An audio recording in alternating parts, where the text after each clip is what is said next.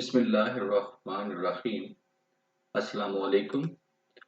My name is Ali Raza and welcome to Pen Gravity.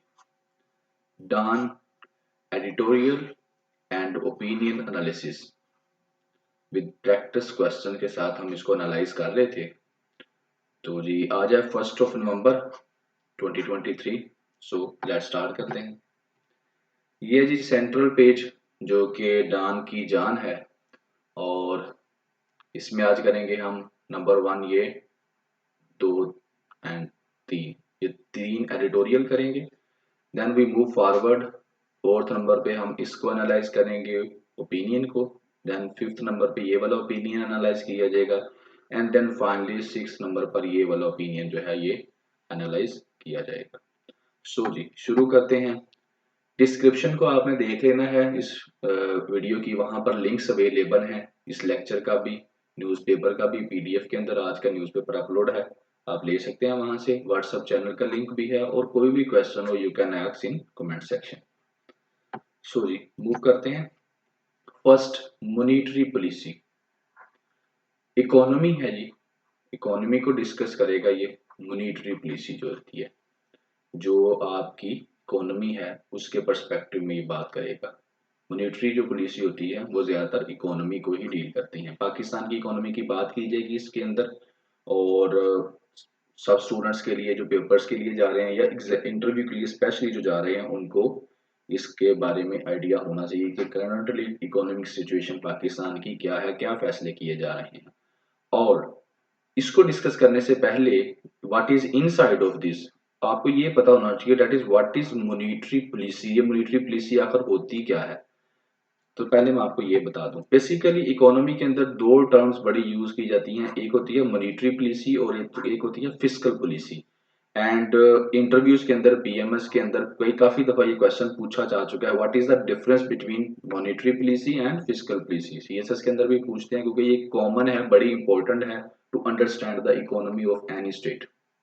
Sorry, monetary policy क्या होती है। जो monetary policy होती है ना, वो होती है जो आपके बैंक सेंट्रल बैंक्स बनाते हैं। सेंट्रल बैंक्स में जैसे पाकिस्तान में सेंट्रल बैंक है स्टेट बैंक ऑफ पाकिस्तान, वो जो पॉलिसी बनाएगा किस चीज को देखकर, वो जो है जिसमें इंटरेस्ट रेट को वो सेट करेगा कि क्या इंटरेस्ट रेट जो है वो मार्केट में देना है। ठीक है, प्राइस की स्टेबिलिटी के लिए, मैक्सिमम एम्प्लॉयमेंट पैदा करने के लिए, क्योंकि जो इंटरेस्ट होता है, इंटरेस्ट रेट जो भी किसी स्टेट में दिया जाता है वो प्राइस उस कमोडिटीज की प्राइस को बड़ा इफेक्ट करता है। तो मॉनेटरी पॉलिसी वो पॉलिसीज जो बैंक्स बनाते हैं, सेंट्रल बैंक्स, दूसरे बैंक नहीं, सेंट्रल बैंक किसी भी स्टेट का, जैसे पाकिस्तान का स्टेट बैंक पाकिस्तान बनाता है, उसको कहते हैं monetary policy, to regulate interest rate specially. Fiscal policy वो होती है जो गवर्नमेंट्स बनाती हैं। ठीक है, गवर्नमेंट्स, इसमें ज्यादातर ये होता है कि जैसे जिस तरह से बजट दिया जाता है, जो बजट दिया जाता है ना उसको हम कहते हैं फिस्कल पॉलिसीज। ठीक है, उसमें क्या है कि गवर्नमेंट टारगेट सेट करती है कि कितना रेवेन्यू है, उसकी कलेक्शन कितनी करनी है, कितने पैसे इकट्ठे करने हैं और कहाँ कहाँ पर खर्च करने हैं। ये जो दो चीजें होती हैं ये बजट में डिस्कस की जाती हैं और ये गवर्नमेंट करती है, पार्लियामेंट करती है। तो इसको कहते हैं फिस्कल पॉलिसी। आपको अब इस चीज का आइडिया हो गया होगा, that is what is fiscal policy and what is monetary policy. अब हम चलते हैं मॉनेटरी पॉलिसी। तो मॉनेटरी पॉलिसी से अब आपको समझ आ गई होगी कि स्टेट बैंक ऑफ पाकिस्तान ने कोई फैसला किया है। नो डाउट उसके जो फैसले होते हैं वो with the consultation of government ही होते हैं, लेकिन ये गवर्नमेंट अकेला ये फैसला नहीं कर पाती। ठीक है, तो चलते हैं जिसको डिस्कस करते हैं। मॉनेटरी पॉलिसी जी, स्टेट बैंक ऑफ पाकिस्तान ने क्या फैसला किया है, उसने कहा है कि पॉलिसी रेट जो है अनचेंज्ड होंगे, चेंज नहीं होंगे, 22% पे ही रहेगा। मतलब जो है इंटरेस्ट रेट जो सेट किया हुआ था बाकी स्टेट बैंक ऑफ पाकिस्तान ने वो था 22%, तो उसको चेंज नहीं किया जाएगा सेकेंड टाइम। पहले भी यही था, अब भी यही रखा जाएगा। क्यों नहीं चेंज किया जाएगा जी, ठीक है, उसकी एक वजह है। क्योंकि जब ये रेट आपने इतना हाई रखा हुआ है तो इससे क्या हुआ है, फायदा हुआ है, जो कंट्रोल किया है महंगाई को इसने। ठीक है, इसीलिए इसको रिपीट किया जा रहा है। अब आप सोच रहे होंगे कि इसको महंगाई को इसने किस तरह कंट्रोल किया। छोटा सा कंसेप्ट है, मैं ज्यादा डीपली नहीं जाऊंगा, आपको छोटा सा कंसेप्ट है बता देता हूं कि इंटरेस्ट रेट हाई होने से महंगाई कैसे कम होती है। देखें जी, अब आपके पास हैं पैसे, एक बंदे के पास हैं, वो क्या करेगा, उन पैसों को खर्च करेगा। और जब वो खर्च करेगा तो मार्केट में जाएगा, मार्केट में जब वो जाएगा तो चीज़ों को परचेज करेगा। जब वो चीज़ों को परचेज करेगा तो चीज़ों की डिमांड बढ़ेगी।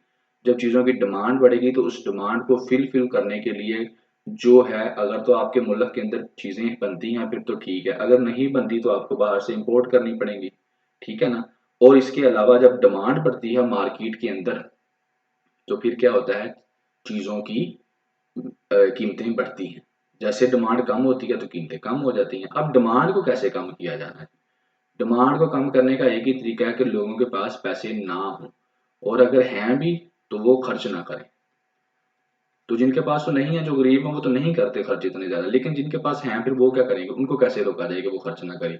उनको फिर गवर्नमेंट क्या करती है, हाई इंटरेस्ट रेट जैसे कि 22% पे उसने क्या किया है, इंटरेस्ट रेट दे दिया है। तो आपके जिनके पास पैसे हैं वो क्या करेंगे, वो जो इकोनॉमी की पॉलिसीज हैं, डिपॉजिट करने वाली पॉलिसीज हैं, वो करेंगे हम उधर खर्च कर दें, हम उधर पैसे अपने जमा करवा दें ताकि हमें 22% के हिसाब से क्या मिले, हमको बेनिफिट्स मिले। जिस तरह से लोग अपने बैंकों में के अंदर पैसे जमा करवा देते हैं और हर महीने के बाद जाकर एक अमाउंट जो है वो ले आते हैं। तो जब आपको पता लगेगा कि मुझे 1 लाख के पीछे 22,000 रुपया मिल रहा है तो आप कहेंगे मैं क्यों खर्च करूँ इस 1 लाख को, मैं बैंक में जमा करवाता हूँ, वहां से 22,000 रुपया लेता हूँ और इंजॉय करता हूँ। सो इस तरह से फिर क्या होगा, आप पैसे बैंक्स में जमा करवा देंगे, गवर्नमेंट के खातों में जमा करवा देंगे, आप उनको खर्च नहीं करेंगे। जब आप उनको खर्च नहीं करेंगे तो आप मार्केट नहीं जाएंगे, जब आप मार्केट नहीं जाएंगे तो चीज़ों की डिमांड कम हो जाएगी। जब चीज़ों की डिमांड कम हो जाएगी तो ऑटोमेटिकली जो है उनकी कीमत कम हो जाएगी, और जब कीमत कम हो जाएगी तो हम कहेंगे हमने महंगाई पर कंट्रोल कर लिया।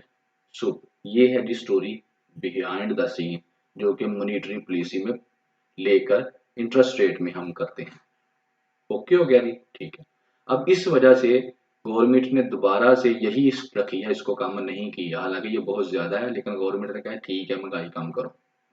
आगे चलते हैं जी।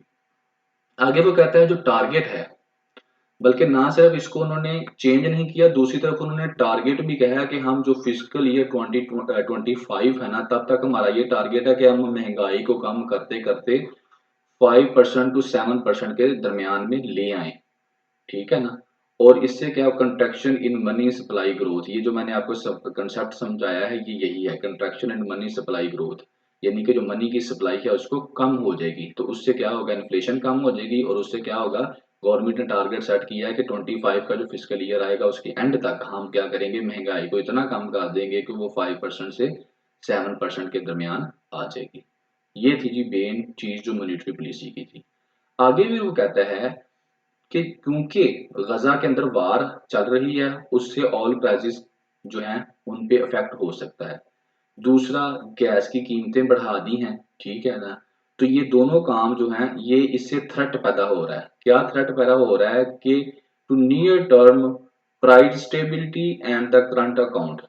ठीक है ना। कि इस इन दोनों से क्या होगा कि जो प्राइसेस हम जिनकी कीमतें कम कर रहे हैं, हो सकता है वो कीमतें ज्यादा हो जाएं। ठीक है।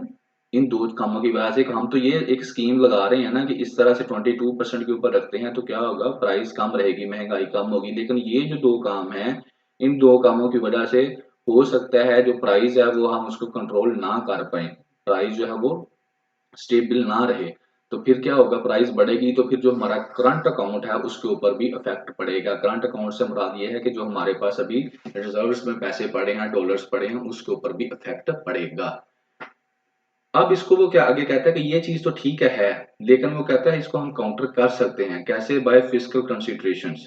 अब ये क्या चीज है जी, फिस्कल कंसिडरेशंस की वो बात करता है, कहता है कि किस तरह से improvement in the availability of की कमोडिटीज। एक हम तो ये काम करें कि जो चीजें चाहिए, जो कमोडिटीज चाहिए उनकी उनकी अवेलेबिलिटी हम बढ़ाएं, ताकि जब ये गैस वगैरह ये चीजें महंगी हों तो वो चीजें भी पहले पास हमारे पास ज्यादा हों, जब कीमत बढ़े तो उसके ऊपर ज्यादा इफेक्ट ना हो। एंड और दूसरा क्या है, हम इंटर बैंक ओपन मार्केट का जो एक्सचेंज रेट है ना, उन दोनों को सेम रखें, यानी कि जो एक्सचेंज रेट इंटर बैंक के अंदर है और ओपन मार्केट के अंदर है वो एक जैसा होना चाहिए। ये नहीं है कि बाहर जो एक्सचेंज रेट और है और हमने एक्सचेंज रेट को कंट्रोल कर लें। जैसे पीछे से हाकडार ने कंट्रोल किया था तो उससे बड़ा नुकसान हुआ था, डॉलर बड़ी स्पीड से ऊपर गया था कि गवर्नमेंट ने तो रखा हुआ था कि हम फॉर एग्जाम्पल 250 रुपए का देंगे जी, इससे ज्यादा नहीं हम एक्सचेंज रेट बढ़ाएंगे, लेकिन बाहर ओपन मार्केट में या जो दूसरे आप कह लें कि ब्लैक मार्केट है, वहां पर इसका रेट बहुत बढ़ चुका था, तो कोई भी फिर इधर नहीं आता था, सारे उधर ही सेल कर रहे थे, जिससे पाकिस्तान को काफी नुकसान हुआ था इकोनॉमी को। तो कहता है ऐसा हाँ नहीं होना चाहिए, हम ये दो काम करेंगे ना, अवेलेबिलिटी ऑफ कमोडिटीज, चीजों की जो अवेलेबिलिटी रखेंगे, और दूसरी तरफ जो इंटर बैंक के अंदर और ओपन मार्केट के अंदर जो एक्सचेंज रेट है उसको हम सेम रखेंगे, तो काफी हद तक हम काउंटर कर लेंगे अगर इन चीजों की तरफ वजह से कोई प्राइस के अंदर अनस्टेबिलिटी पैदा होती है।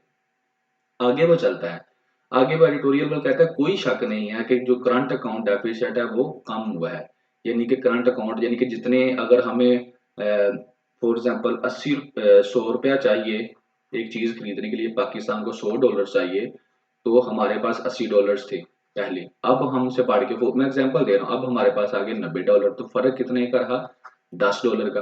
तो कहता है कि कोई इस the current account deficit narrowed, कम हुआ है कि हमारे पास अब थोड़े पैसे बेहतर हो गए हैं, ठीक है।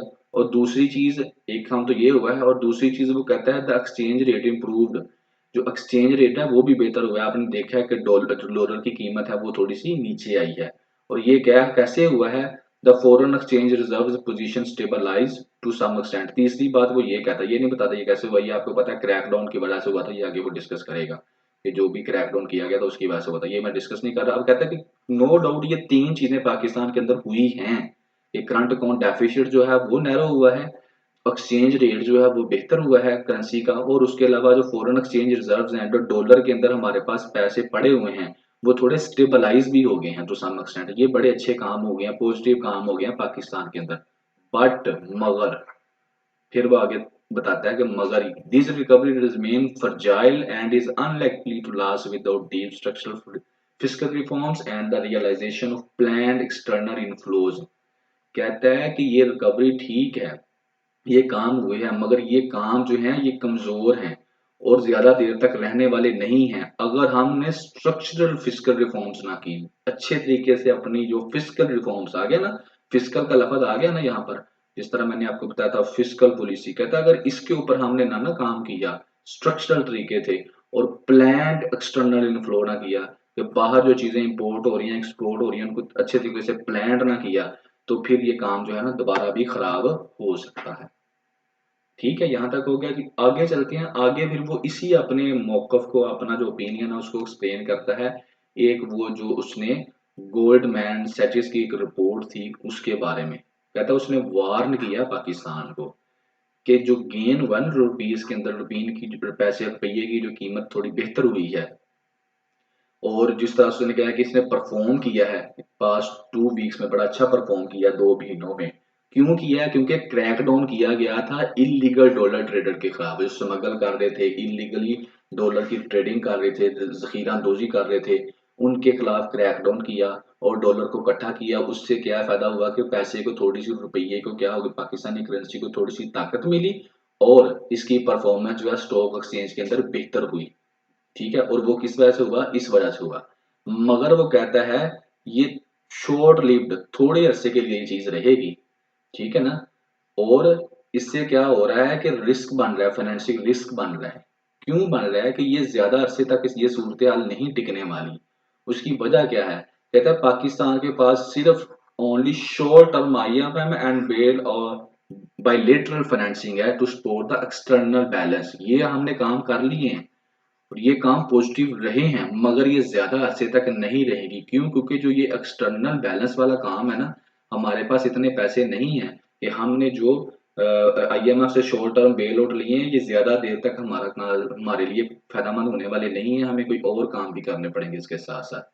फिर वो कहता है कि हकीकत ये है, रियलिटी इज दैट, कि पाकिस्तान को अभी जरूरत है कितनी, $20.2 बिलियन की, ठीक है, जिसके अंदर आप ये रोल ओवर होता है कि पिछले वालों को आगे में डाल देना, कि जो उधार पीछे आपको होता है ना, उसको डालकर आगे पैसे जो जरूरत है उनको डालकर टोटल रकम का बता देना। जिस तरह आप, मैं बताता हूँ कि मंथली पैकेज करवाते हैं किसी भी, अपना अपना टेलीनॉर का, जोम का, तो आपका एक मंथली पैकेज होता है, उसके अंदर आपको कुछ सहूलतें दी जाती हैं। तो वैसे ही जब आप वो लास्ट डेट पे उसको दोबारा एक्टिवेट करवाएंगे, तो वो आपके पिछले जो उसको रोल ओवर कर देते हैं, यानी कि नए के अंदर उसको डाल देते हैं, इसको कहते हैं रोल ओवर करना। तो अब टोटल कितनी है पाकिस्तान को जरूरत है, 20.2 बिलियन की, ठीक है ना। तो इतनी बड़ी जो रकम है पाकिस्तान को उसकी जरूरत है। किसके लिए? टू मेक फॉरेन डेब्ट पेमेंट्स, जो हमने बैरूनी कर्जे लिए हुए हैं वो देने के लिए, in the remaining 8 months of this fiscal, fiscal का दफा दोबारा आ गया, तो बकाया 8 माह रह गए हैं उसके अंदर अंदर, क्योंकि पाकिस्तान के अंदर जो माली साल शुरू होता है वो जुलाई के अंदर शुरू होता है, जिसको हम फिस्कल ईयर बोलते हैं, 1 जुलाई से वो शुरू होता है।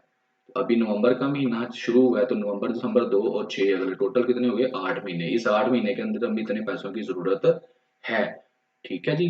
तो ये जो बेल आउट पैकेजेस छोटे छोटे हैं, ये हमें ज्यादा देर तक सपोर्ट करने वाले नहीं हैं, और ना ही ये वाले जो हमने काम किए हैं, नो डाउट ये अच्छे काम हुए हैं, लेकिन ये ज्यादा देर तक हमारा साथ देने वाले नहीं है।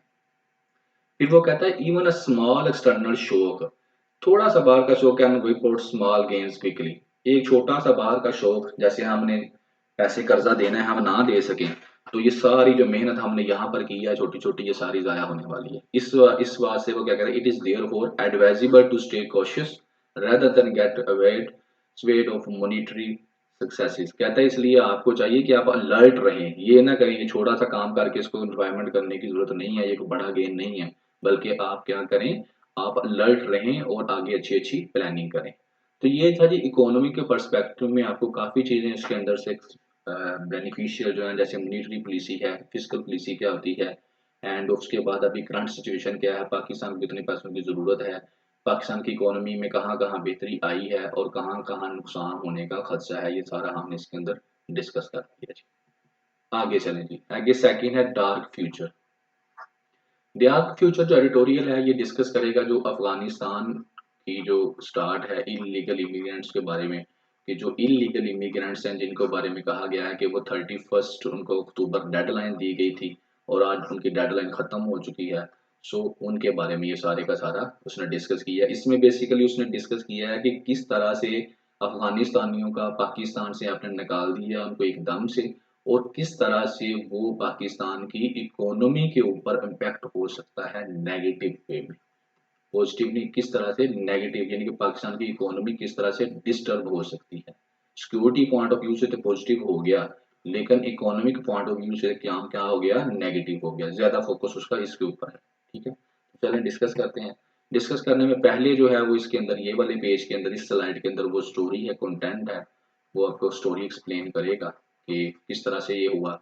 उसमें वो कहता है 31 अक्टूबर जो थी वो डेडलाइन थी, जो कि आज रात को खत्म हो चुकी है जब ये न्यूज पेपर छपा। पाकिस्तान चाहता था कि एक 1.7 इलीगल जो अफगानी हैं, अफगान इमिग्रेंट्स हैं और दूसरे फॉरेनर्स हैं, उनको पाकिस्तान से डिपोर्ट कर दे, निकाल दे। कितने? 1.7 मिलियन यहाँ पे वर्ड होना चाहिए था, वो नहीं लिखा गया, तकरीबन 17 लाख के करीब ये बनते। ठीक है, उनको पाकिस्तान से निकाला जाए। अब जब ये काम पाकिस्तान ने शुरू किया तो उसके ऊपर क्रिटिसिज्म हुआ बहुत ज्यादा, मुल्क के अंदर से भी और मुल्क के बाहर से भी, लेकिन गवर्नमेंट ने के ऊपर इसका कोई इफेक्ट नहीं हुआ और उन्होंने अपने प्लान से वो नहीं हिले। ठीक है, तो इससे क्या हुआ है, it what will happen to the, अब वो कहता है कि ये तो आपने तो कर दिया, आप तो नहीं हुए, लेकिन अब वो जो मिलियंस लोग हैं अफगानी हैं जो वापस जा रहे हैं, उनका क्या बनेगा? वहां पर तालिबान की गवर्नमेंट है और वहाँ उस जमीन पर पहले ही फॉरनर और सिविल वार भी हो चुकी है, सिविल वार भी हुई है, फॉरनर फॉरनर आए थे, उनकी भी अमेरिका वगैरह आया था, उसकी भी वार वहां पे होगी। लेकिन आपने क्या कंडीशन लगा दी है कि सिर्फ 50,000 पाकिस्तानी रुपये आप साथ लेके जा सकते हैं, इससे ज्यादा पैसे लेकर नहीं जा सकते। तो उन लोगों का बेचारे वहां पर जाकर क्या करेंगे, ये वो एक स्टोरी बता रहा है।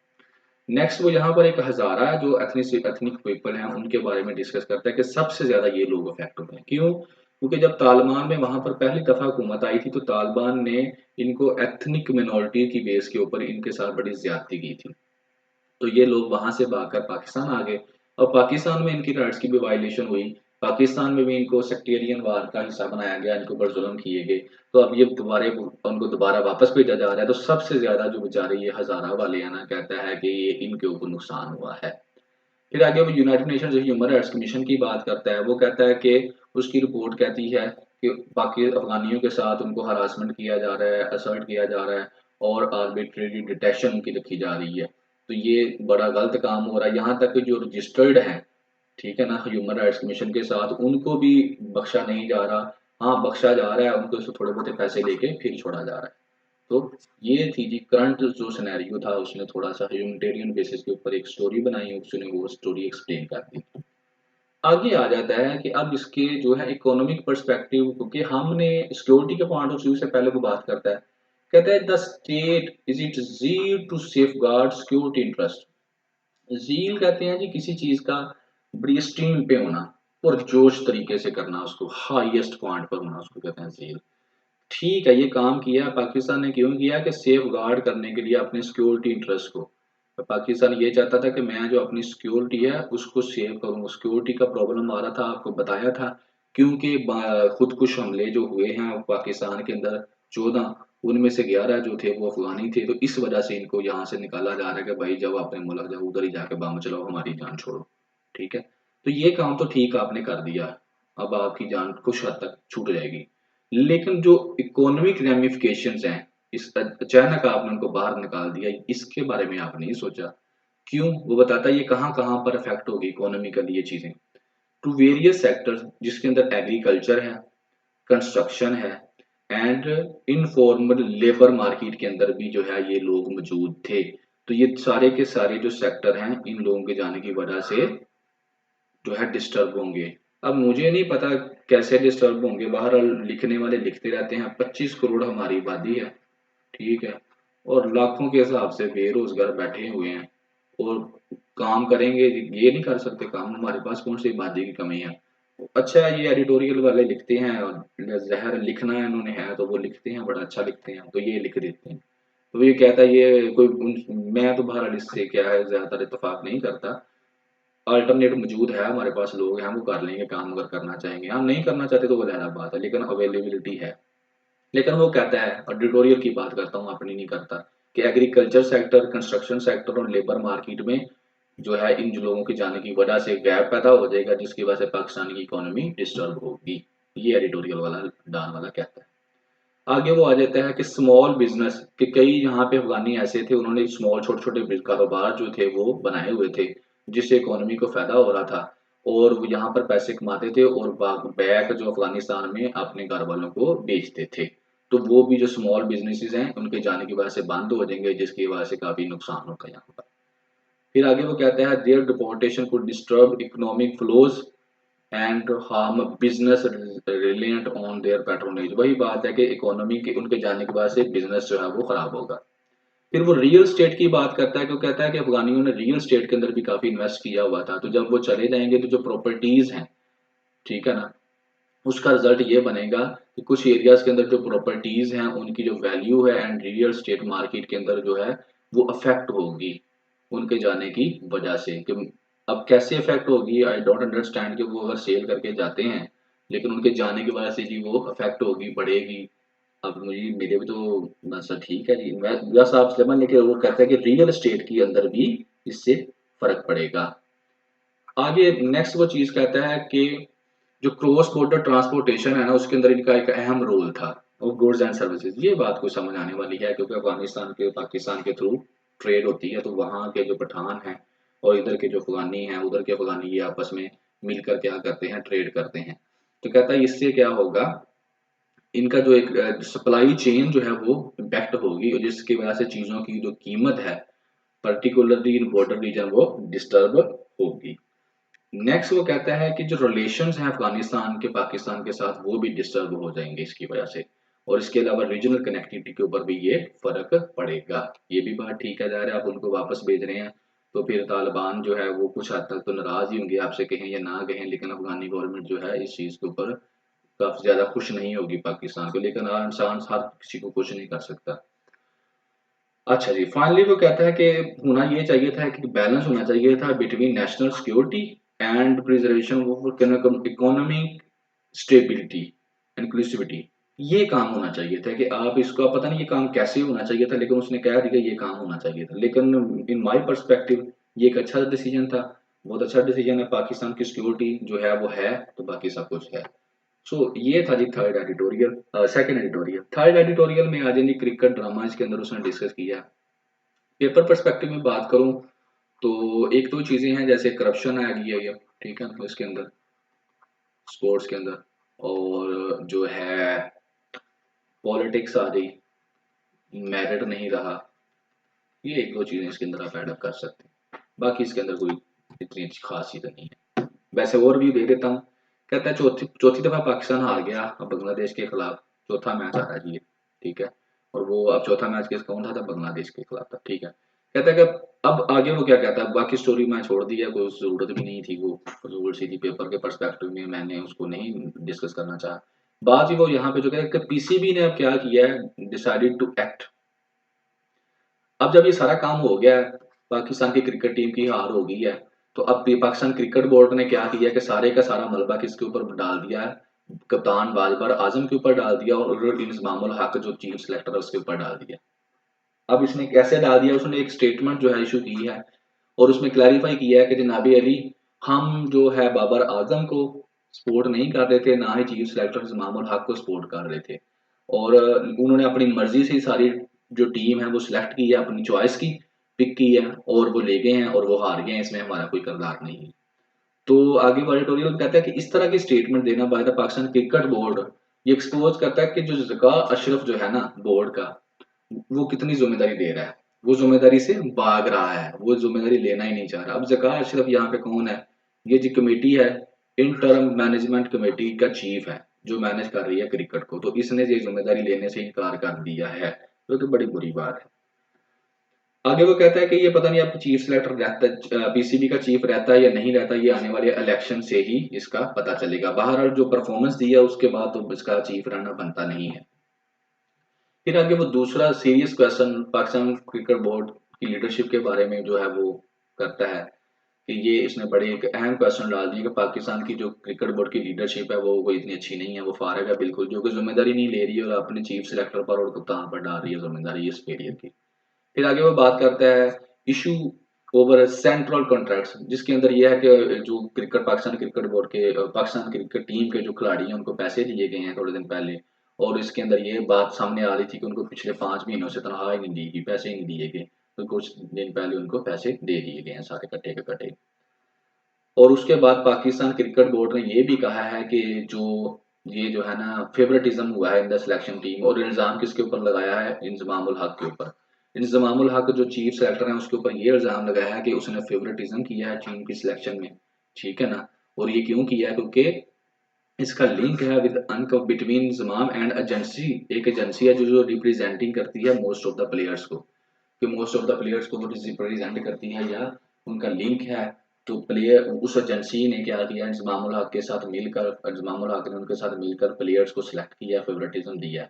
तो ये इसकी वजह से इंजमामुल हक ने डिजाइन दे दिया। अब क्या हो रहा है, इंक्वायरी चल रही है, जब इंक्वायरी का फाइनल फैसला होगा तो फिर पता चलेगा कि इंजमामुल हक जो है वो चीफ सेलेक्टर रहता है, दोबारा बनता है या नहीं बनता, लेकिन फिलहाल उसने डिजाइन दे दिया है। कहते हैं कि अब इस तरह के काम वैसे बड़ी ही बुरी बात है कि मिडेस्ट ऑफ द अभी वर्ल्ड कप चल रहा है और पाकिस्तान के अंदर एक डोमेस्टिक थिएटर यानी कि ड्रामा लग रहा है, ये भी अच्छा टाइम नहीं है ये ड्रामा लगाने का।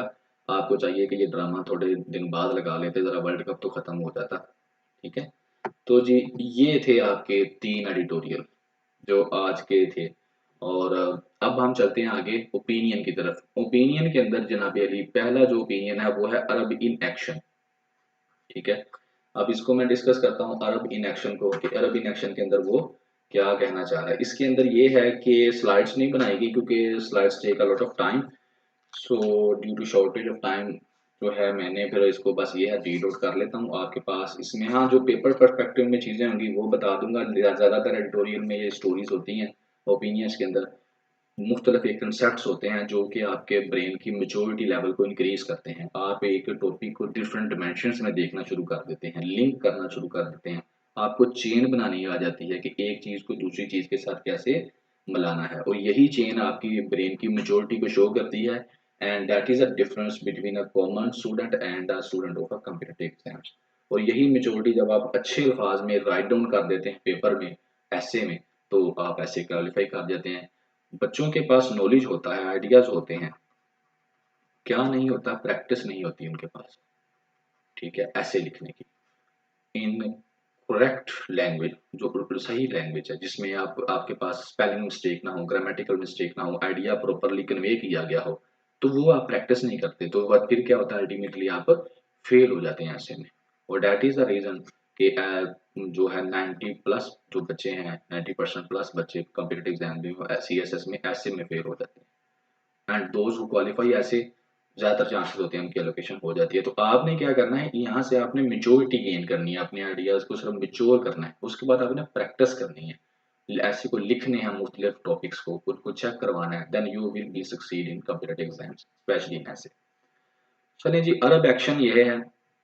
अरब एक्शन वो बात जो है किस पर्सपेक्टिव में करता है, बात इस पर्सपेक्टिव में करता है कि अभी जो उसने ये द अरब एक्शन, उसके बाद लिखा है the ongoing Israel war in Gaza has compounded the predicament of the Arab countries. कहता है ये जो इसराइल की जंग हुई है ना गजा के अंदर, इससे क्या सामने हमारे सामने आ रहा है कि अरब इसराइल जो अरब कंट्रीज है ना, वो अब एक डिफिकल्ट सिचुएशन में फंस गई हैं। ठीक है ना, वो अब क्या करें, रिस्पॉन्स करें या किस तरह का रिस्पॉन्स दें, किस तरह का रिस्पॉन्स ना दें, बहरहाल जो भी है इसकी वजह से वो अब काफी हद तक फंस चुकी हैं, मुश्किल सिचुएशन में वो आ गई हैं। ठीक है, अब आप थोड़ी सी क्लैरिटी के लिए मैंने कोशिश की है कि इसको आपको नजर भी आ जाए कि जो मैं चीजें बोल रहा हूँ कि मैं यहाँ पे बोलूंगा या अगर लिखूंगा तो लेक्चर बहुत लंबा हो जाएगा। तो यहाँ पे लिखा हुआ है, आइडिया मैं कन्वे करता जाऊंगा। सबसे पहले वो कहता है कि अभी जो ऑन गोइंग, ये वाली बात कर रहा हूँ पहले वाली की, ऑन गोइंग जो जेनोसाइड होता है, जेनोसाइड होता है कि किसी स्पेशल क्लास को, किसी स्पेशल मजहब से तल्लक रखने वाले, किसी स्पेशल फिरके से तल्लक रखने वालों को मारना, खास लोगों को मारना, इसे कहते हैं जेनोसाइड। ठीक है, कहता था ऑन गोइंग जो जेनोसाइड है ना एट द फलस्तीन, इससे इसने क्या किया है, इसका जो पब्लिक ओपिनियन है अराउंड द वर्ल्ड वो चेंज हो चुका है। ठीक है ना, जो पब्लिक ओपिनियन है वो क्या है, इसराइल के अगेंस्ट हो चुका है इस जेनोसाइड की वजह से, जो इसराइल में गजा में ये कर रहे हैं। अब इसमें क्या है, वो पब्लिक ओपिनियन के अंदर ये बात आ जाएगी कि जो वेस्टर्न कंट्रीज है ना, वो कर रहे हैं किसको बैक, इसराइल को। और इसके बाद इसराइल जो है, इसराइल क्या कर रहा है, जो लाज हैं वार के उनको ओबे नहीं कर रहा। और अभी उसने कहा है जबालिया रिफ्यूजी कैंप है, मंगल वाले दिन वहां पर इसने अटैक किया है अपने जेट के साथ और काफी लोगों को वहां पे इन्होंने शहीद किया है। इसके अलावा किलिंग हो रही है जी, और उस तकरीबन 8,000 से ज्यादा लोगों को इन्होंने फलस्तीन के अंदर मर्डर कर दिया है। लेकिन इसके बावजूद जो वेस्ट है, यूएसए है, वो इसको सपोर्ट कर रहा है। और इसके ना के सिर्फ सपोर्ट कर रहा है बल्कि उसने, यूएसए ने ये भी किया है, are still not willing no call for cease, बल्कि ये भी हुआ है कि यूएसए ने यहां तक सपोर्ट कर रहे हैं कि वो विलिंग ही नहीं है इस चीज के ऊपर कि ये जो इसराइल है इसको, लड़ाई को बंद करे। ठीक है, ये पहले पैराग्राफ के अंदर उसने ये वर्डिंग के अंदर एक एक्सप्लेनेशन दी। सेकंड के अंदर आ जाते हैं जी। सेकंड में वो जो मेन बात करेगा वो करेगा इसराइल ग्राउंड इन्विजन ऑफ गजा। कहता है ये जो इसराइल ने ग्राउंड इन्विजन शुरू किया है ना, उससे क्या हुआ है, ह्यूमैनिटेरियन क्राइसिस पैदा हो गए हैं। और ये जो ये वाला इसने इन्विजन शुरू किया है ना, इससे एक और बड़ा मसला पैदा हो रहा है कि ये थ्रेट कर रहा है पूरे के पूरे रीजन को। मिडल ईस्ट में भी लड़ाई हो सकती है, इससे इसकी लड़ाई फैल भी सकती है। और उसकी वो बात कर रहा है कि अभी बम्बिंग लेबनान के ऊपर भी हो रही है, कुछ एरियाज के ऊपर, सीरिया के कुछ एरियाज के ऊपर भी ये कर रहे हैं। तो जिससे एक खतरा ये भी सामने आ रहा है टू द वेस्ट बैंक की, वेस्ट बैंक तक भी कर रहे हैं। यानी कि इससे क्या हो सकता है, ये जो लड़ाई है ये गजा में नहीं रहेगी बल्कि रीजन के अंदर भी फैल सकती है। और इसके अलावा ये आगे वर्ल्ड के अंदर भी फैलने का खदशा है। नेक्स्ट जो डिस्पाइट कहता है इसके बावजूद, क्योंकि ये इतना कुछ कर रहे हैं लेकिन फलस्तीनियों की जो रेजिस्टेंस है वो कम नहीं हुई, उसको ये कम नहीं कर पाए। और यहाँ पर वो प्राइम मिनिस्टर जो इनका है उसकी एक्सपोज करता है, बात करता है कि ये जो प्राइम मिनिस्टर है ना इसराइल का, इसकी जो सोच है ना, इसकी जो अप्रोच है वो जायोनिस्ट स्टेट की है। जायोनिस्ट स्टेट बेसिकली ये ज्यूविश स्टेट जो होती है ना, उसके लिए वर्ड ये यूज करते हैं, उस जिसमें रिलीजन की अप्रोच आ जाए। ठीक है, ऐसे ज्यूज जो रिलीजियस बेसिस के ऊपर जो करते हैं उनको जायोनिस्ट बोलते हैं। ठीक है ना, यूएसए हैज, और उसके बाद वो आगे एक और बात नए पैरे के अंदर ये बात करता है कि ये जो यूएसए है ना, ये अपनी मिलिट्री की प्रेजेंस जो है ना इस रीजन के अंदर बढ़ा रहा है। और ये जो जंग है ये अमेरिकन बैक बनती जा रही है, ये जो इसराइल की जो जंग है ये, इसमें अमेरिका बैक कर रहा है। तो इसके जो है मिडल ईस्ट के ऊपर कोई अच्छे जो है असरात नहीं होने वाले, बल्कि इससे क्या होगा, ये ग्लोबल जियोपॉलिटिक्स को भी डिस्टर्ब कर सकती है। ग्लोबल जियोपॉलिटिक्स का मतलब ये हो गया कि अगर इस तरह से अगर अमेरिका जो है यूएसए जो है वो कर रहा है उनको अपना सपोर्ट, तो जियो इस तरह से बनेगी कि फिर रशिया, चाइना, ईरान, ठीक है ना, जो इसके अगेंस्ट हैं अमेरिका के, तो वो फिर दूसरी सारी साइड को वो हमास को प्रमोट करना शुरू कर देंगे। ठीक है, तो ये जिस तरह अफगानिस्तान में हुआ फिर ये एक प्रोक्सी वार बनती जाएगी। ठीक है ना, तो अगर अमेरिका ऐसा ही करता रहा। आगे वो कहता है कि जो अरब कंट्रीज है ना, ऑफ द अरब कंट्रीज, उनके बारे में वो बताता है कि अब जो है ये चैलेंज में, अब वो जो स्टेटमेंट उसने शुरू में दी थी ना, उस स्टेटमेंट के ऊपर आ जाता है। वो कहता है कि अब जो अरब कंट्रीज है ना उसके लिए ये बड़ा ही एक मुश्किल टाइम आ चुका है, चैलेंज बन चुका है ये वाला।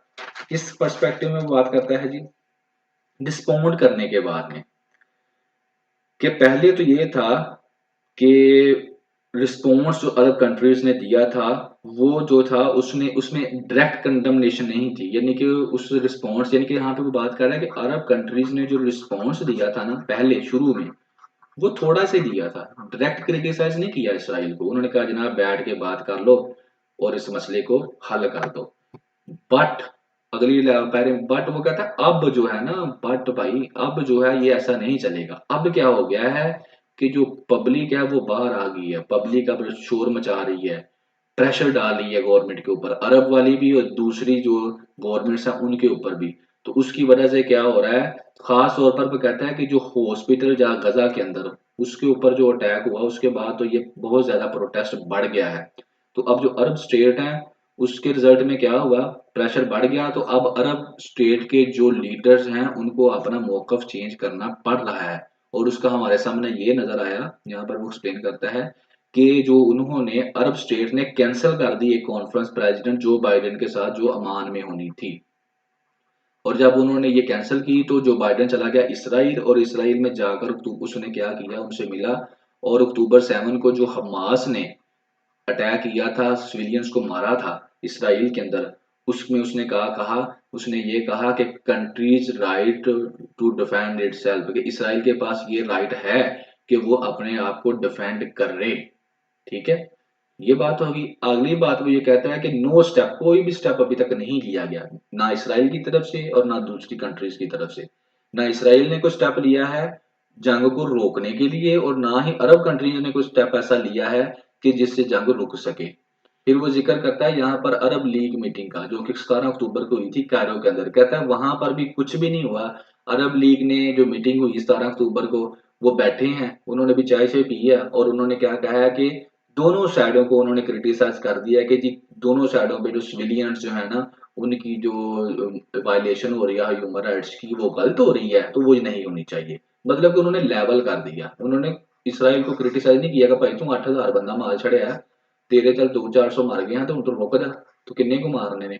उन्होंने ये नहीं कहा, उन्होंने बस दोनों साइडों पे कह दिया कि ठीक है जी दोनों साइडों पे, हालांकि वो गलत बात हो रही है ना, इसराइल अब रुक ही नहीं रहा, वो मर ही जा रहा है, मर ही जा रहा है, और इनोसेंट लोगों को मार रहा है।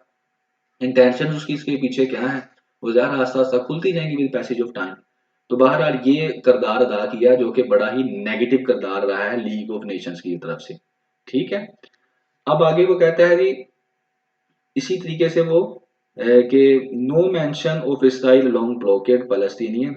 इसके अलावा कहता है कि इसके इस उन्होंने कह दिया कि बंदों को ना मारे, लेकिन उसके अंदर उसने उन्होंने लीग ऑफ नेशन वालों ने मासा जिक्र नहीं किया कि यार आप लोग जो हैं ब्लॉक किया हुआ है आप लोगों ने, इसराइल ने फलस्तीनियों को वहां पे ब्लॉकेट लगाई हुई है फलस्तीनियों की, वहां पे उनको मारी जा रहे हैं, अक्टूबर 7 से इतने लोगों को मार दिया है, बच्चों को मार दिया है। तो ये क्या है, ऐसी कोई बात उन्होंने की नहीं ब्लॉकेट की। उन्होंने बस कहा है कि यार दोनों साइडों पे लड़ाई नहीं होनी चाहिए, दोनों साइडों पे मुसलमान हम कंडेम करते हैं। और ओआईसी ने भी यही कहा, ओआईसी ने भी कोई खास बात की नहीं, उस फारक सुत्ते पड़े हुए हैं। ठीक है ना, कोई बात नहीं की उन्होंने। मगर बट वो कहता है जो पब्लिक इंटरेस्ट है, प्रोटेस्ट है ना, पब्लिक प्रोटेस्ट, ये इन दोनों ने तो नहीं किया कुछ भी, लेकिन जो प्रोटेस्ट पब्लिक के हो रहे हैं ना, वो क्या हो रहे हैं, खास तौर पे जो हॉस्पिटल के ऊपर अटैक हुआ था उसको लेकर वो काफी ज्यादा हो रहे हैं। और उसमें वो बताता है कि अरब के जो फॉरेन मिनिस्टर थे, अब उसकी वजह जो प्रोटेस्ट हो रहे हैं उनको लेके वो कहता है कि अरब अब थोड़ा सा अरब हिलना शुरू हुआ है इन प्रोटेस्ट को लेकर। और इनकी वजह से जो फॉरेन मिनिस्टर है एक अरब का, उसने यूनाइटेड नेशंस के अंदर जनरल असेंबली के अंदर क्या किया है, एक रेजोल्यूशन पास करवाया है कि जनाब ये सीज फायर होना चाहिए। मगर उस रेजोल्यूशन के ऊपर कोई फर्क नहीं पड़ा, क्योंकि ये जो रेजोल्यूशन होते हैं ये नॉन बाइंडिंग होते हैं, ठीक है ना। तो यूनाइटेड नेशन जनरल असेंबली के अंदर जो रेजोल्यूशन पास हुआ, इसराइल ने उससे ये कह रहे थे ये होगा कि इसराइल की जो आइसोलेशन है वो इंटरनेशनल कम्युनिटी के अंदर बनती बढ़ती जाएगी, लेकिन इस रेजोल्यूशन को इसराइल ने और अमेरिका ने क्या किया, वीटो कर दिया, इसके अगेंस्ट में वोट डाल दिया। और उसके रेजोल्यूशन के बाद इसराइल गया जनाबी अली, और इसराइल ने जाकर एक ऑपरेशन लॉन्च किया है इस रेजोल्यूशन के बाद, और जाकर जो गजा है उसको उसकी ग्राउंड डिवीजन शुरू कर दी, और जाकर cutting of all communication lines उनको कट कर दिया, और उस 100 के हिसाब से बच्चे जो हैं वो मार दिए दोबारा से इस रेजोल्यूशन के बाद। अब वो कहता है कि what has provided Israel complete impunity, क्या है जो इसराइल को मुकम्मल इम्प्यूनिटी दे रहा है, ठीक है, in the increasing differences of, वो क्या चीज है जिसकी वजह से इसराइल रुक ही नहीं रहा, वो इंजॉय कर रहा है, मारी जा रहा है, मारी जा रहा है, कौन सा है। कहता है उसमें से एक चीज ये है कि जो अरब कंट्रीज हैं वो खुद डिवाइड हुए पड़े हैं, कि फलस्तीन के बारे में जो अरब कंट्रीज का मौक़िफ़ है वो खुद डिवीजन हुआ पड़ा है। ये एक बड़ी बहुत बड़ी जो है प्रॉब्लम्स हमारे सामने आ रही है, और यहाँ पर वो जिक्र करता है अब्राहम कोड का। यहाँ पर तो मुझे बात हुई है, यहाँ पर वो अब्राहम कोड 2020 का जिक्र करता है। कहता है इस अब्राहम कोड के तहत क्या हुआ था कि अब्राहम अकॉर्ड के तहत ये हुआ था 2020 में कि यूएई ने, बहरीन ने, मोरक्को ने और सूडान ने क्या किया था, इसराइल को रिकग्नाइज कर लिया था। यूएई, बहरीन, मोरक्को और सूडान, इन 4 कंट्रीज ने क्या किया था, रिकग्नाइज कर लिया था इसराइल को। जब इन्होंने रिकग्नाइज कर लिया इसराइल को, तो इसका मतलब है कि ये इन्होंने इस चीज को तस्लीम कर लिया कि ये वो इसराइल जो है वो उसका मुल्क है, वो लैंड जो है वो इसराइल से बिलोंग कर रही है। और ये जो अब्राहम कोड हुआ था, ये असल में बेसिकली जो हुआ था ये हज़रत इब्राहीम अलैहिस्सलाम के नाम पर हुआ था, और इसमें ये था कि तमाम रिलीजन जो है, जुडाइज्म, क्रिश्चियन एंड इस्लाम जो है, उनको स्पिरिचुअल पैट्रियट हज़रत इब्राहीम के लिहाज से इनके इसका नाम इब्राहिम कोड रखा गया था। अब वो आगे कहता है जो जो यूएई है ना और दूसरी कंट्रीज हैं, गुल्फ कंट्रीज हैं, वो इस जो इसराइल और अरब की लड़ाई को देख रहे हैं इन अपने कमर्शियल पर्सपेक्टिव के हिसाब से कि हमारा फायदा क्या है, हमारा नुकसान क्या है। अब उनको ये फायदा था इसराइल के साथ कि टेक्नोलॉजी की फील्ड के अंदर उनके एग्रीमेंट्स हुए हुए थे, और इसके अलावा एंटी ईरान फ्रंट के ऊपर भी उनके उसके साथ क्या थे, एग्रीमेंट्स हुए हुए थे। वो उसको वायलेट नहीं करना चाहते, क्योंकि अगर वो वायलेट करते हैं तो फिर क्या होगा, उनका नुकसान होगा। तो इसलिए वो उनका मौकफ कुछ और है। जो सूडान वाले हैं वो एग्री हो गए थे उस वक्त इसको तस्लीम करने में, इस कोड के तहत। तो क्यों हो गए थे, क्योंकि अमेरिका ने उनको एश्योरेंस दी थी कि उनको उस लिस्ट से जो प्रमोट करती है टेररिज्म उससे हम निकाल देंगे, और इसके अलावा उनको पैसे वगैरह भी देंगे। तो इसके बाद सूडान ने कहा ठीक है मैं भी इसराइल को तस्लीम कर लेता हूँ। फिर आ जाती है मोरक्को की बारी। मोरक्को ने जो साइन कर लिया था, तो उसने क्यों साइन किया था, उसमें ये था कि यूएसए ने उसे कहा था कि तुम इसको तस्लीम कर लो, तो हम क्या करेंगे, हम जो है मोरक्को को रिकग्निशन दे देंगे, एक तो हम मोरक्को को भी तस्लीम कर लेंगे, और दूसरा जो है जो disputed sovereign over disputed western Sahara है वहां पर हम, यानी कि उस मोरक्को भी को भी तस्लीम नहीं किया हुआ था, तो यूएसए मोरक्को को तस्लीम कर लेगा और मोरक्को जो है वो इसराइल को तस्लीम कर लेगा। उसके बाद वो बात करता है सऊदी अरब की। कहता है सऊदी अरब इस अकॉर्ड के अंदर जो था उसने साइन नहीं किए थे, ठीक है ना, लेकिन ये जो डील है ना ये मुकम्मल होने वाली थी, और अभी जो जो है इसको ये तस्लीम करने वाले थे, ठीक है ना। लेकिन थोड़े दिन पहले उन्होंने तस्लीम कर लेना था, लेकिन क्या हुआ, इसी इसी वक्त ही अभी जो क्या हुआ, लड़ाई शुरू होगी, तो वो इसके अंदर जो अकॉर्ड है वो वहीं का वहीं रह गया। अब वो कहता है कि ये जो अब्राहम अकॉर्ड हुआ है ना, इससे क्या हुआ है, इसराइल को काफी जो है वो फायदा मिला है। और वो फायदा क्या मिला है कि इसराइल जो है वो अब तो एक तो आइसोलेट नहीं रहा दुनिया के अंदर, और दूसरा जो इसकी एक्सपेंशन की पॉलिसी है कि वेस्ट बैंक के अंदर मैं एक्सपेंड कर रहा है, उसको भी क्या हुआ है, वो थोड़ा लीगल एक फ्रंट मिल गया है। फिर वो आगे नेक्स्ट आखिर पे कहता था so called piece agreement is one sided in fact, ये एक तरफा पीस एग्रीमेंट है। वो आगे कहता है कि फलस्तीनियन जो पॉपुलेशन है उसको सप्रेस किया जा रहा है, यही है एग्रीमेंट, ठीक है। और लेकिन इससे क्या हो रहा है, अब प्रेजेंटली क्या हो रहा है, the coming under growing public pressure, some Arab leaders are condemning the Israel aggression but are not ready to go beyond that. In fact, they do not mean what they say. यानी कि अब जो public का pressure है ना वो अरब countries की सरदर्द बन चुका है। अरब कंट्रीज अब क्रिटिसाइज तो कर रहे हैं इसराइल को, लेकिन वो ज्यादा भी नहीं कर सकते क्योंकि वो खुद भी मजबूर हैं। सो जी, ये था इसके अंदर। अब आ जाते हैं सेकंड जो आपका ओपिनियन है, इंटरट्विन स्ट्रगल, ठीक है, ये सेकंड वन है। इसके अंदर भी गजा को डिस्कस किया गया, लेकिन इसमें थोड़ी सी अप्रोच डिफरेंट है। एक दो चीजें आपको, बल्कि काफी चीजें आपको जो है वो नई जो है वो मिलेगी, एंड ये भी बड़ा प्रोडक्टिव रहेगा। इंटरट्विन मतलब ये होता है कि कनेक्ट करना दो चीजों को, लिंक करना, दो या दो से ज्यादा चीजों को आपस में लिंक कर देना। यहाँ पर बेसिकली जो यूएसए के अंदर चल रही थी ना, वाइट ब्लैक्स को लेकर जो एक ब्लैक मूवमेंट, ठीक है ना, ब्लैक लिव्स मैटर मूवमेंट का नाम था वो, और यहाँ पर फलस्तीनियन की जो है ये इस इन दोनों को आपस में लिंक करती है।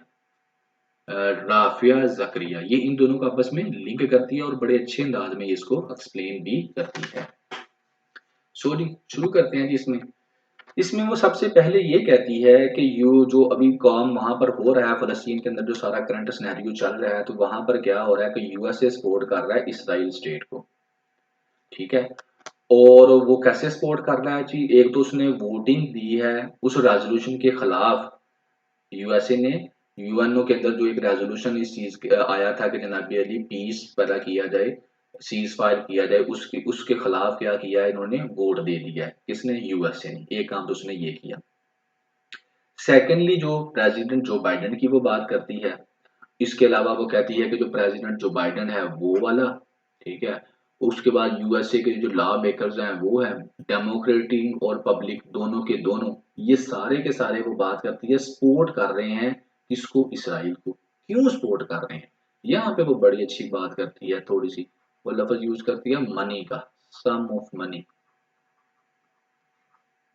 ये जहाँ पे मैंने स्टार लगाया हुआ है, सम ऑफ मनी, यानी कि from the Israeli lobby. USA के अंदर है इसराइली लॉबी जो कि इनको देती है पैसे, और वो पैसे लेने के बाद ये क्या करते हैं? सपोर्ट करते हैं सारे के सारे किसको? इसराइल को, इसराइल के कामों को। लेकिन यहाँ पर वो कहती है there is an exception. Exception में वो दो लॉ मेकर्स हैं उनका नाम लेती है। एक का वो कहती है कि प्रोग्रेसिव कांग्रेस वुमेन है, ये दोनों की दोनों, जिनमें एक है फलस्तीनियन अमेरिकन राशदा तालिब और दूसरी है Somalia American Congress women Ilhan Omar. ये जो दोनों है ना, ये पैसे नहीं लेती और ये हक की बात करती हैं, लेकिन इनकी बात को कोई सुनता कहाँ है। और बाकी जितनी की जितनी लॉबी है ना, चाहे वो पावर में है या नहीं है, दोनों पार्टियों के जो लॉ मेकर्स हैं वो क्या करते हैं? इसराइल की लॉबी से पैसे लेते हैं और इसराइल के हक में बात करते हैं। यहां तक होगी जी। आगे चलें जी। आगे वो ये कहती है, अब जो एक और डिफरेंट ओपिनियन हमारे सामने आ रहा है ना, ये चीज तो आ गई हमारे सामने, लेकिन एक और चीज हमारे सामने आ रही है, डिफरेंट ओपिनियन। अब वो ओपिनियन ये कह रहा है कि जनाब इस अमेरिका शरीका वालों को ना कहो, बल्कि वो जो इसराइली लॉबी है ना, इसके defeat the powerful Israeli lobby, ये जो इसराइल की लॉबी यहाँ पर मौजूद है ना, उसको डिफीट करो, उसको हराओ, उसको खत्म कर दो। जब वो खत्म हो जाएगी तो ये जो अमेरिकन पॉलिटिशियंस हैं ये खुद ही सच बोलना शुरू कर देंगे, खुद ही हक का नाम लेना शुरू कर देंगे। और इसके ऊपर जो है ओपिनियन जो है अमेरिका के अंदर वोटिंग पब्लिक का बड़ा इसके हिसाब से बड़ा फास्ट होता जा रहा है कि जो अमेरिकन हैं वो इस चीज को बड़ा लेकर अब मेच्योर होते जा रहे हैं, उनकी क्लैरिटी आती जा रही है इसके ऊपर। और इसकी जो है हमारे सामने एग्जांपल ये आती है कि वहां पर डेमोन्स्ट्रेशंस हुई इन सपोर्ट ऑफ गजा, यानी कि प्रोटेस्ट किया गया गजा के हक में सारे अमेरिका के अंदर, ठीक है। वो न्यूयॉर्क के अंदर भी हुआ, चिकागो के अंदर भी हुआ, लॉस एंजलिस एंड डिट्रॉइट, जो भी उनकी बड़ी स्टेट्स है ना, उन सब स्टेट्स के अंदर जो है क्या किया गया, लोगों बाहर निकले और उन्होंने जाकर प्रोटेस्ट किया, अपना रिकॉर्ड करवाया प्रोटेस्ट के, हम गजा के हक में हैं, ये बड़ी ही गलत काम है जो इसराइल कर रहा है। और दूसरी तरफ इनके जो लॉ मेकर्स हैं, जो इनके सियासतदान हैं, वो इसराइल के साथ खड़े हैं क्योंकि उनको पैसे मिलते हैं, लेकिन जो अवाम है वो फलस्तीन के साथ खड़ी है क्योंकि वो कौन सी पैसे ले रही है। अब ये जो अवाम है ना, ये इनमें एक ओपिनियन डेवलप हो चुका है कि जनाब ये लॉबी जो है ना, इसको खत्म किया जाए। और लॉबी कैसे खत्म होगी अल्टीमेटली, जो वो सियासतदान जो इसराइल के हक में खड़े होते हैं, जब उनको वोट नहीं मिलेंगे तो वो लॉबी खुद ही कमजोर हो जाएगी। आगे वो बात ये करता है कि वहां पर हो रहे हैं, कहता उनमें से एक, ये जो डिमॉन्स्ट्रेशन हो रही हैं उनमें से भी एक ऐसा था जो कि ऑर्गेनाइज किया था किसने, जैविश ग्रुप ने।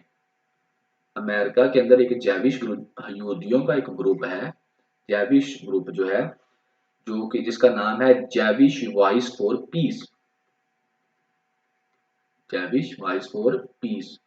ये एक ऐसा ग्रुप है, इसने वो जो है ऑर्गेनाइज किया, एक डेमोन्स्ट्रेशन जो है उसको ऑर्गेनाइज किया। और क्या किया इन्होंने, इन्होंने डिमांड किया सीज फायर, क्योंकि वो जंग को रोका जाए।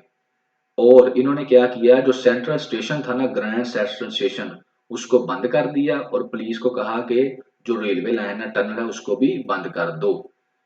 और सारे के सारे वहां पे जो ज्यूज हैं वो फलस्तीनियन के हक में बाहर निकले गए। क्लैरिटी होगी थी काफी हद तक कि क्या हो रहा है दुनिया में। अब आगे यहाँ पर हम आ जाते हैं, यहाँ पर वो क्या कहता है, कहता है crucial to the new protest has been a translation. ये बात है जी जो जिसके ऊपर वो बात करना चाह रही थी, ये सेकंड ये वाला। अब उस बात पे आइए, कहती crucial to the new protest has been a translation of the Palestinian cause into a language that American understand. कि ये जो प्रोटेस्ट हो रहे हैं ना, ये असल में उस जुबान में हो रहे हैं, हो तो ये फलस्तीन वालों की जुबान हो फलस्तीन वालों के लिए हो रहे हैं, लेकिन इसकी जो जुबान है वो ऐसी है जो अमेरिकन को समझ आएगी। ठीक है, ऐसी जुबान है जो अमेरिकन को समझ आएगी। अब वो जुबान जो है वो उसकी बात करते हैं जी। आगे वो कहता है कि 2021 में क्या होता है। 2021 के अंदर एक प्रो फलस्तीनियन एक्टिविटीज था जिसने ऑर्गेनाइजर था, और यहाँ पर उसने ब्लैक लिव्स मैटर की बात की है। अब यहाँ पर एक वो आपको नई डिमेंशन सिखाने जा रहा है, ब्लैक लिव्स मैटर। पहले आप ये समझ लें, ब्लैक लिव्स मैटर मूवमेंट। अब होता ये है कि अमेरिका के अंदर कुछ लोग अफ्रीका से जाते हैं, स्लेव बनाकर लेके जाते थे गोरे, उनको पकड़ के साथ साथ स्लेवरी तो वहां से खत्म हो गई, लेकिन कलर तो नहीं ना बदला, कलर तो उनका ब्लैक ही रहा। ठीक है, लॉज बना दिए इक्वालिटी के, पहले तो ये स्लेव्स थे ना, लेकिन बाद में लॉज बना दिए इक्वालिटी के, इनको इक्वालिटी दी जाए, स्लेवरी खत्म कर दी अमेरिका में। लेकिन इसके बावजूद अभी भी अमेरिका में व्हाइट और ब्लैक जो है उनको डिफरेंट डिफरेंट स्टाइल में देखा जाता है। अब ये जो ब्लैक है ना, बेसिकली ये वो लोग हैं जो अफ्रीका से जिनके अबाउजदाद गए थे। अब इनके राइट्स की वायलेशन भी अमेरिका के अंदर बड़ी हुई, सिविल वार भी हुई अमेरिका के अंदर, बड़ा कुछ हुआ। तो वहां पर एक मूवमेंट बनाएगी कि ब्लैक लिव्स मैटर मूवमेंट, के जो काले हैं उनकी भी जिंदगी जो है वो कुछ इंपॉर्टेंट रखती है। अब जी आगे आ जाए, कहता है reporting on pro Palestinian protest 2021 की वो बात अब करता है कि प्रोटेस्ट हो रहा था फलस्तीनियन के हक में। तो नेशनल पब्लिक रेडियो के ऊपर क्या होता है, रिपोर्ट किया जाता है कि how collaboration between pro Palestinian supporters and African American civil right activist happened in two phases. कहता है किस तरह से टू फेजेस में हुई, कि ये जो ब्लैक्स थे ना, इनकी मूवमेंट और उनकी फलस्तीनियन की मूवमेंट है। तो इसको ये इस तरह एक्सप्लेन करता है कि 1967 से पहले और 1967 के बाद। ठीक है जी। अब 1967 से पहले क्या था, 1967 में असल में बाहर एक जंग होती है, अरब इसराइल वार। और उस अरब इसराइल वार में के अंदर जो था ना, ये वाले जो थे ब्लैक लिव्स मैटर वाले, जो वहां से आए हुए थे अफ्रीका से, ये जो अमेरिकन, ये हक में थे किसके, इसराइल के हक में थे। ये कहते थे नहीं यार, इसराइल इसराइल की सही है। लेकिन जब ये जंग हो जाती है ना, उससे पहले जब ये जंग हो जाती है ना, तो इनका पर्सपेक्टिव जो है वो बदल जाता है इन ब्लैक्स का, क्योंकि इनके अपने राइट्स की भी वायलेशन हुई थी। तो ये ब्लैक्स कहते हैं नहीं जनाब, अब जो है हमारा पर्सपेक्टिव चेंज हो चुका है, अब ये वाकूफ हो गए हैं फलस्तीन के हाथों में। ये कहते हैं कि फलस्तीन के जो राइट्स हैं उनकी वायलेशन हो रही है। ठीक है जी। आगे वो जाता है, कहता है कि आज के दिन में आज क्या हो रहा है, टुडे जो इसराइल के एक्शंस है ना, उनको ऐसे दिखा जा रहा है जैसे कि वो सेंट्रल कॉलोनियलिज्म है, कि वो जबरदस्ती कर रहा है। और इसके अलावा एक और यहाँ पर वो बात करता है एंटी जेमेटिक की। एंटी जेमेटिक की बेहतर असल में बात ये करता है कि यूरोप के अंदर जो है ना, यूरोप के अंदर जो ज्यूज हैं और जो यूरोप के जो वाइट लोग हैं, वो भी इस चीज के ऊपर जो है एग्री करते हैं कि ये कोई इनका हक नहीं है कि ये यूरोप के वाइट लोग जो ज्यूज हैं वो जाएं और जाकर वहां पर मुस्लिम कंट्रीज के अंदर फलस्तीन के अंदर जो लैंड है उसको खरीदें और उसके ऊपर अपना हक जमाएं।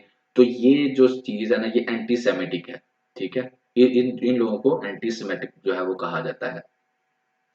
और ये कहता है कि कोई भी ऐसा क्रिटिसिज्म जो एंटी सेमेटिक हो, उसको क्या किया जाता है, कोई भी ऐसा क्रिटिसिज्म जो किया जाता है दुनिया के किसी भी हिस्से के अंदर, तो जेविश जो है, अगर अमेरिका के अंदर भी ऐसा कोई बंदा ऐसा कंसेप्ट रखता है, बेशक वो मुसलमान हो नॉन मुस्लिम हो, तो अमेरिकन ये करते हैं जेविश अमेरिकन कि उसको दबा देते हैं। और इसकी एग्जांपल वो बीडीएस की फॉर्म में देता है, कहता है बीडीएस एक मूवमेंट थी, boycott divestment of sanctions movement. ठीक है ना। और ये कि जिस तरह हमारी स्टूडेंट मूवमेंट्स होती हैं, तो ये थी उसके अंदर कि किस तरह से ये सपोर्ट करती थी यूएसए के लॉ मेकर्स को। और इन्होंने क्या किया था, इसराइल के जो है खिलाफ, यानी कि ये चल रहे थे तो इनको भी किल किया गया, इनके बंदों को मारा गया, जुल्म और सितम इनके ऊपर किया गया, क्योंकि ये जो थे राइट की बात करते थे। इसके अलावा वो आगे कहता है कि और भी कई स्टूडेंट्स थी, अदर स्टूडेंट्स ग्रुप्स थे, वो भी ऐसे ही करते थे। जो भी इनके अगेंस्ट होता था, ज्यूइश के अगेंस्ट जाता था, सेमेटिक जो रिलीजियस थे, तो उनके साथ उनको नुकसान ही होता था उनका। एंड वो कहता है सिमिलरिटीज, अब इन जो थो मूवमेंट्स थी जो ब्लैक वाली थी, जिस तरह से कहता है विक्टिमाइजेशन हो रही है ना फलस्तीनियन की, इसराइलियों के हाथों, इसी तरह से विक्टिमाइजेशन होती है यंग अफ्रीकन अमेरिकन बॉयज की, मैन की, by the police in USA. ठीक है, ये वहां पर जिस तरह से इसराइल में फलस्तीनियन की हो रही है, इसी तरीके से यूएसए पुलिस जो है, यंग जो लड़के थे जो अफ्रीकन बैकग्राउंड के थे, ब्लैक थे, उनके ऊपर भी क्या किया जाता था, जुल्म किया जाता था। और अगर वो इस तरह की मूवमेंट जैसे बीडीएस वगैरह बनाते थे, तो उस उनमें भी उनको नुकसान ही उनका किया जाता था। आगे यहाँ पे ये बात करता है टिकटॉक की, कहता है कि जो टिकटॉक है ना, आपको पता है कि एप्लीकेशन है टिकटॉक लाइव, उसने में भी काफी हद तक एक अहम किरदार अदा किया है। उसने में यहाँ पे क्या है, उसने ये है कि African American civil rights activities tag, and उसने भी क्या किया है, टिकटॉक के ऊपर लाइव आकर जो रेसिस्ट है ना, वाइट्स हैं जो ज्यूइश हैं, उनके खिलाफ उसने सारा एक्सप्लेन किया, डायलॉग बोला है कि ये किस तरीके से क्या कर रहे हैं, ये जीविश जो है ये किस तरह से वायलेशंस कर रहे हैं, ना सिर्फ इसराइल फलस्तीन के अंदर, बल्कि अमेरिका के अंदर भी जो इनके अगेंस्ट जाता है उसका किस तरह से हाल होता है। आगे वो कहता है it is not just African American, कहता है ये सिर्फ अफ्रीकन अमेरिकन नहीं है। One code taken from Hamas October 7 attack, कहता है अक्टूबर 7 का जो अटैक है वो रिवील ये करता है दैट कि, कहता है कि यहाँ पे ये कहता है कि 7 अक्टूबर को अटैक करता है हमास, और उसके बाद क्या हुआ जाता है, एक पोल करवाया जाता है अमेरिका के अंदर। ठीक है, तो उस पोल के अंदर सिर्फ वो वाले जो अफ्रीकन अमेरिकन है, सिर्फ वो वाले हमायत नहीं कर रहे थे हमास की, फलस्तीनियन की, बल्कि तकरीबन 25% अमेरिकन ये कहते हैं कि जो फलस्तीनियन के राइट्स की वायलेशन हो रही है, और वो इसराइल के अगेंस्ट हैं, 25% जो अमेरिकन हैं। आगे ये लास्ट वाली बात थी, वो कहता है कि अगर इसराइल फलस्तीन कन्फ्लिक्ट जो है इसको हम ट्रांसलेट करें in the lens of American civil rights, American civil rights की शक्ल में अगर हम इसको सिविल राइट्स मूवमेंट की शक्ल में अगर हम इसको ट्रांसलेट करें, उसके लेंस में देखें, तो हमारे सामने आएगा कि जो स्पोर्ट है ना, supporters, that support for it will continue to increase, कि ये जो स्पोर्ट है ना अमेरिका में बढ़ती जाएगी, और आगे आने वाले हैं इलेक्शंस, तो उन इलेक्शंस के अंदर क्या होने वाला है, कैलकुलेशंस फिर चेंज होंगी। इसराइल के लिए सपोर्ट जो है, अगर तो फिर ज़ाहिर है लोग ज़्यादा ये किसके हक में जा रहे हैं, फ़लस्तीन के हक में जा रहे हैं, तो वो वोट किसको देंगे, उस बंदे को देंगे जो फ़लस्तीन के हक में बोलेगा। तो अगर जो बाइडेन वगैरह अपना मौक़िफ़ चेंज नहीं करते तो उनको नुकसान होगा। तो इसका मतलब है कि नेक्स्ट इलेक्शन से पहले-पहले के लिए जो अमेरिकन प्रेज़िडेंट्स हैं, इनको अपना मौक़िफ़ जो है वो बदलना पड़ेगा। सो जी, ये था जी इसके अंदर आपके सेकंड वाले ओपिनियन के अंदर। आगे आ जाते हैं जेंडर इनइक्वालिटी, थर्ड वाला जो आपका ओपिनियन है। इसके अंदर जो परवेज रहीम है वो क्या एक्सप्लेन करता है, वुमेन के बारे में बात होगी इसके अंदर, और यही आपके एसेज वगैरह हैं जी। वो क्या कहता है जैसे में, पहले वो कहता है ये वाला आप देखें, कहता है कि it's a long journey to world achieving gender parity, यानी कि यूनाइटेड नेशंस ने कहा था कि 2030 तक हम इसको अचीव कर लेंगे, लेकिन नहीं कर सके। क्यों नहीं कर सके, दो चार बातें उसके बारे में वो एक्सप्लेन करता है। यहाँ पर वो ये बात करता है कि ये जो इशू है ना पाकिस्तान के अंदर जेंडर इक्वालिटी का, जेंडर इनइक्वालिटी का, ये भी प्रवेल कर रहा है।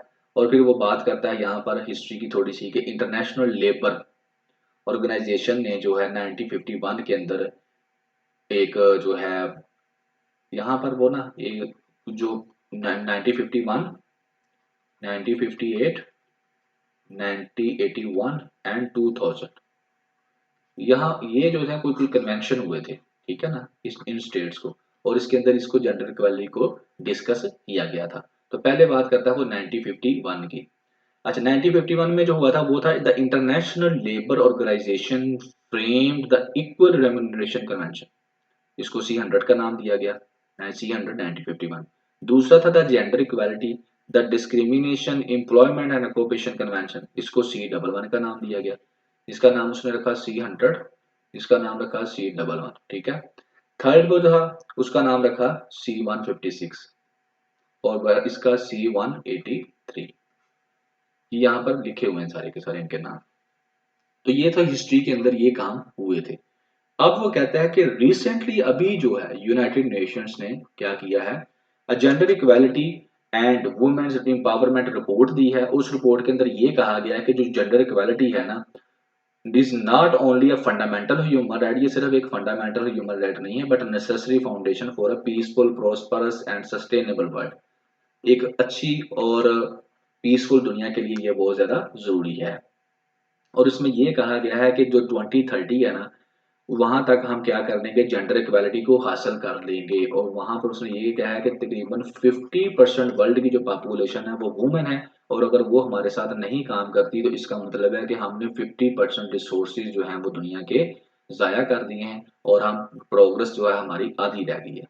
यहाँ पर वो आगे C100 की बात करता है कि C100 के अंदर क्या डिस्कस किया गया। C100 के अंदर वो कहता है कि ये चीज़ ओब्लिगेटरी की गई है कि दोनों को, भावें लड़का है या लड़की है, वो जब काम करते हैं तो उनको बराबर की, एक काम दोनों करने हैं तो उन दोनों को क्या किया जाए, बराबर की तनख्वाह दी जाए, ठीक है। लेकिन 72 साल हो गए हैं इस चीज़ को, C100 को 72 ईयर्स हो गए हैं इसको गुजरे हुए, लेकिन अभी भी जो क्या कहता है तकरीबन 23% जो है ना वुमेन को लेस जो है पेमेंट दी जाती है अराउंड द वर्ल्ड। और दूसरी तरफ जो उनके काम करने के औकात हैं वो बहुत ज्यादा हैं, उनको जो है मर्दों से ज्यादा काम करना पड़ता है। 8 घंटे वो जॉब भी करती हैं, उसके बाद आके घर का काम भी करती हैं, तो उनको मर्दों से तो काम ज्यादा करना पड़ता है, लेकिन उनको पेमेंट मर्दों की निस्बत 23% कम मिलती है। आगे आ जाइए C111। C111 के अंदर जो बात होती है उसका फोकस रहता है, उसमें पाकिस्तान ने उसको रेटिफाई किया है। तो उसमें ये कहता है कि जो ट्रीटमेंट है ना, वो in respect of employment and occupation, elimination and discrimination respect, यानी कि रिस्पेक्ट जो है ना वो दी जानी चाहिए इन सबको, ठीक है। रिस्पेक्ट बहुत ज्यादा जरूरी है। फिर यहाँ पर वो आकर एक अपनी एग्जांपल कोट करता है कि 1970 के अंदर मैं एक मल्टीनेशनल कंपनी के अंदर के काम करता था, तो वहां पर एक लड़की आई जो कि केमिकल इंजीनियरिंग जिसने की हुई थी, और वो ग्रेजुएट थी यूके से, मगर और उसको ऑपरेशन मैनेजर की जॉब के लिए वो आई थी। तो उसको हमने नहीं रखा क्योंकि हमने फील किया कि ये जो जॉब है, हालांकि उसके पास सारी क्वालिफिकेशन पूरी थी, डिग्रियां पूरी थी, लेकिन हमें ये समझ आई कि ये जॉब करने के वो अहल नहीं है, इसको वो सूट नहीं करती। आगे वो कहता है कि कुछ ऐसी नौकरियां होती हैं कि जो वाकई औरतें नहीं कर सकती, ठीक है ना। जैसे वो उसकी एग्जांपल देता है कि खास तौर पर इंडस्ट्रीज के अंदर जो होती हैं, ठीक है ना, तो वहां पे कहता है व्यू एज जेंडर स्पेसिफिक, वो सिर्फ मर्दों के लिए होती है ज्यादा। जैसे वो यहाँ पे बात करता है कि जो जॉब है इंडस्ट्रियल रिलेशन मैनेजर की, ठीक है ना, जो कि निगोशिएट करता है लेबर यूनियन के साथ। आपको पता है मजदूरों की यूनियन बनी होती है, वो उनका एक लीडर होता है, वो अपने हक के लिए बातें करते हैं। तो कहता है वो उनके साथ क्या करता है, बात करता है। तो वो वाली जो जॉब है ना, वो नहीं औरतें कर सकती। क्यों नहीं कर सकती, कहता है उसमें ये है कि बाद का जो यूनियन वाले हैं वो गालियां गुलियां भी निकाल देते हैं इन बंदों को, इनके साथ लड़ाई भी करते हैं, बदतमीजी भी करते हैं। तो जब औरत होगी तो उसके लिए काफी मुश्किल हो जाएगा। लेकिन आगे वो एक और भी बात करता है कि अगर औरत होगी तो हो सकता है वो गालियां ना निकालें, वो अपने आप को कंट्रोल में रखें। ठीक है, आगे आ जाता है C-156 अगले वाला। तो C-156 के अंदर वो क्या करता है, जो डिपेंडेंट चिल्ड्रन उनकी बात करता है कि जो भी बच्चे हैं वो मियाँ और बीवी के दोनों के हैं। तो इसलिए उन दोनों को जो है उन बच्चों को टाइम देना चाहिए। और सेकेंडली जो काम जहाँ पर किया जा रहा है, वो काम जहाँ पर करते हैं, उन काम यानी कि ऐसे लॉज बनाए जाएं कि उनको टाइम दिया जाए ताकि वो अपने बच्चों के साथ भी टाइम गुजार सकें। ना यानी कि उनको छुट्टियां दी जाएं, वो अपने बच्चों के साथ अपनी फैमिली के साथ टाइम गुजारें। C-183 आगे आ जाता है। C-183 में वो ये कहता है कि जो प्रेग्नेंट वुमेन्स हैं और ब्रेकफा ब्रेस्ट फीडिंग वाली वुमेन्स हैं, ठीक है ना, उनके बारे में बात की जाती है कि उनको भी आप काम करने की इजाज़त दें। ये ना कहें कि चलो अगर वो काम कर सकते हैं तो आप करने दें। हाँ, लॉ के मुताबिक वो आप उनको कुछ छुट्टियाँ देना चाहते हैं तो वो आप दें उनको, उनका हक बनता है। लेकिन ये ना कहें कि एक वुमन प्रेग्नेंट है तो उसको काम पे नहीं रखना, ये भी नहीं गलत होना चाहिए। आगे फाइनली वो अपनी जेंडर इक्वालिटी के बारे में बात करता है कि हमारी सोसाइटी के अंदर बहुत ज़्यादा है, ठीक है, तो औरतों को हमेशा क्रिटिसाइज़ ही किया जाता है। और फिर वो कहता है कि इस न्यूज़पेपर के अंदर भी कुछ खबरें आती हैं वुमेन्स के बारे में, मैं उनको आपको कंक्लूड करके बता देता हूँ कि किस तरीके से वुमेन्स के राइट्स की वायलेशन हो रही है। पहली वो बात ये करता है कि जो वुमेन्स है ना वो एलिजिबल अबाउट 3.5 मिलियन जो है ना एलिजिबल वुमेन वोटर्स हैं और उनको रजिस्टर भी नहीं किया गया। और ये वाकई ये बात थोड़े दिन पहले हमारे सामने आई थी। उसके बाद अगली की ये बात करता है कि हरासमेंट जो है ना औरतें जो फेस करती हैं, वो औरतें क्या करती हैं, उनको हरासमेंट तो किया जाता है लेकिन वो उसकी कंप्लेन नहीं करती। और नेक्स्ट वो कहता है कि ये सिर्फ पाकिस्तान के अंदर ही नहीं है बल्कि पूरी दुनिया के अंदर है। और पाकिस्तान ये कहता है कि हम इंटरनेशनल कन्वेंशंस को जो है वो ओबे नहीं कर सकते क्योंकि हमारे जो ट्रेडिशंस हैं वो काफ़ी डिफरेंट है। लेकिन वो कहता है कि अगर हम कोशिश करेंगे then we can do it. And finally कहता है कि आगे नोबेल पीस प्राइज मिला है, उसके ऊपर बात करता है कि नोबेल पीस प्राइज जिस औरत को मिला है वो जेल में है, ईरान की है, ह्यूमन राइट्स एक्टिविस्ट है जिसका नाम है नरगिस मोहम्मदी।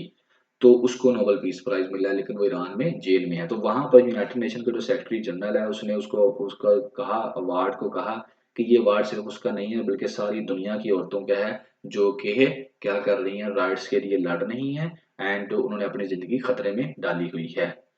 एंड फाइनली वो यहाँ पे बात करता है कि harassment of women at work place की बात करता है। कहता है कि ये अफेक्ट कर रही है वुमेन को नौकरी में आने पर और प्रोडक्टिव तरीके से काम करने में। ये जो हरासमेंट है ना एट वर्क प्लेस, ये बड़ा नुकसान पहुंचा रही है।